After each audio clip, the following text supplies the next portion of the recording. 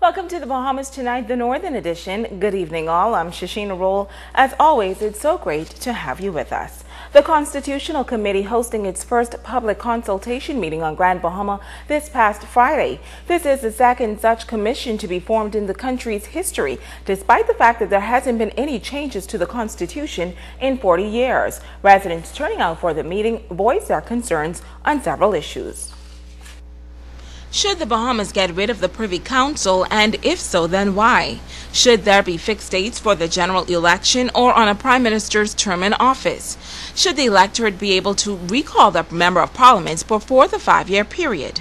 As the Constitutional Commission visited Grand Bahama, they were able to hear firsthand how residents feel about these types of issues that could be posed to the Bahamian electorate.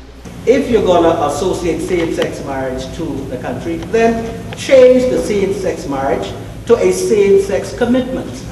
Marriage have a connotation. There's something associated to marriage. The idea of marriage is for the procreation of children. I want to see changes to the Senate. I believe they serve a valuable function, but I don't think that they should be there by appointment by the Prime Minister. They should be elected members of the Senate. The chairman of the Constitutional Commission explained that the process that will lead to a constitutional referendum is much different from the referendum which was recently held. The government cannot be neutral. The reason why it can't be neutral is because you only get to a referendum if the constitutional bills pass both houses of parliament. And they can only pass both houses of parliament if the government supports them and drives them through and says this is what they're voting for. Okay? So long before the issues reach you in a referendum, you will know exactly where the politicians and where the political parties stand on the issues. There will be great clarity on that. The process is going to be this. The Commission is going to present its recommendations to the government. The government will then take those recommendations, and I suspect they will have to stagger them. They will have to stage them. I don't think that you will be able to handle all of the recommendations in one single referendum. McSweeney says he believes what is likely to happen is a series of referenda over time. This decision, he says, will be up to the government. Once the Commission has presented its report with its recommendations to the government, the next step for the government will be to take those recommendations and to put them in the form of bills. And those bills will be presented to the House of Assembly. They will have to pass, in some cases, by special majorities, not just the usual simple majority. In the case of entrenched provisions, you may have a 2/3 majority that's required, or even a 3/4 majority required, depending on the nature of the amendment. The bills will have to pass both the House of Assembly and the Senate.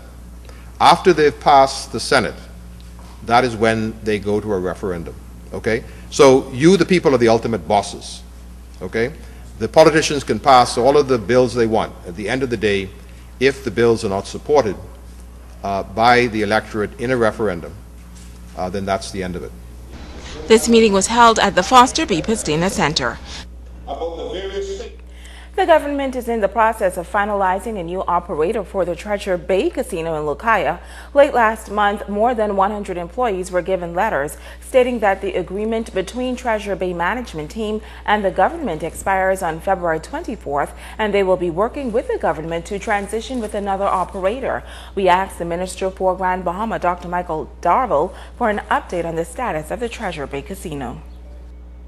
Treasure Bay Casino, as far as my understanding is, and of course I'm not the representative for gaming, that is the Minister of Tourism, ongoing discussions are taking place.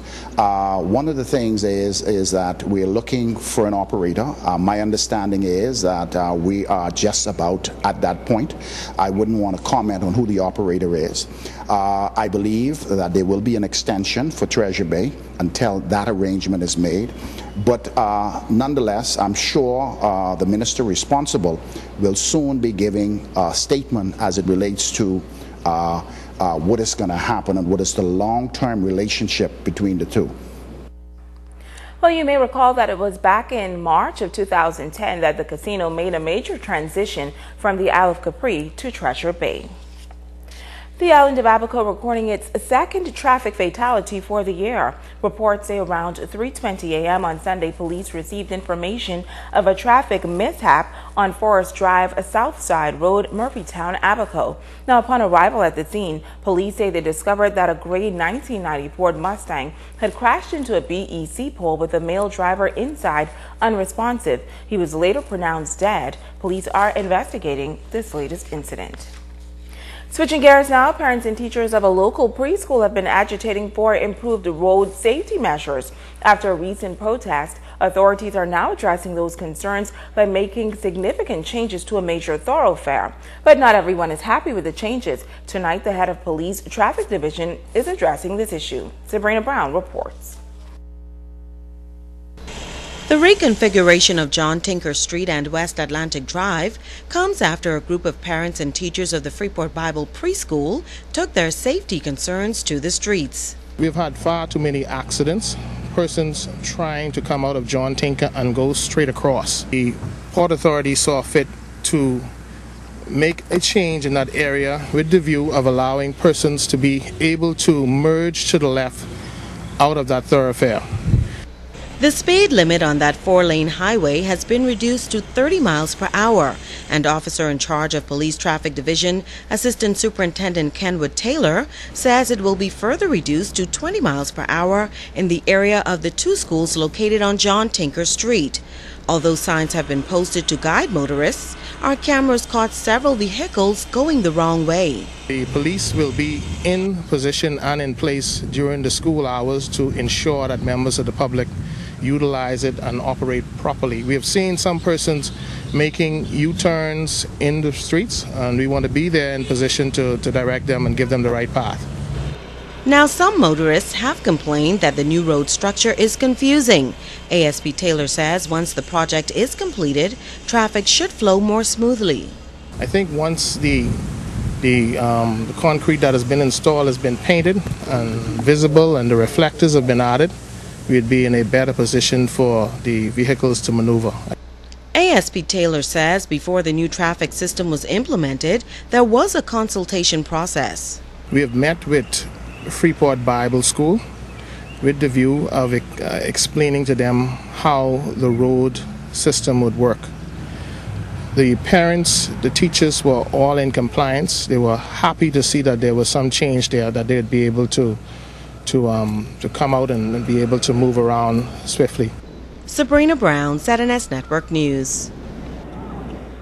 Thank you, Sabrina. Well, a group of illegal immigrants apprehended off Grand Bahama over the weekend. According to police reports, on Saturday around 6 a.m., police, along with U.S. counterparts, arrested and detained 7 illegal immigrants and 2 crew members of a 35-foot power catboat registered in Florida. The immigrants were handed over to the Bahamas immigration authorities. Investigations are continuing. Meantime, the Minister of Foreign Affairs commenting on the recent release of the former Turks and Caicos Premier Michael Misic from a prison in Brazil. Misic was arrested in Brazil in December and was released on February 8th after Brazil's Supreme Court granted him bail. Misic was released in February 8th after Brazil's Supreme Court granted him bail. Minister of Foreign Affairs, the Honorable Fred Mitchell. Play the sound.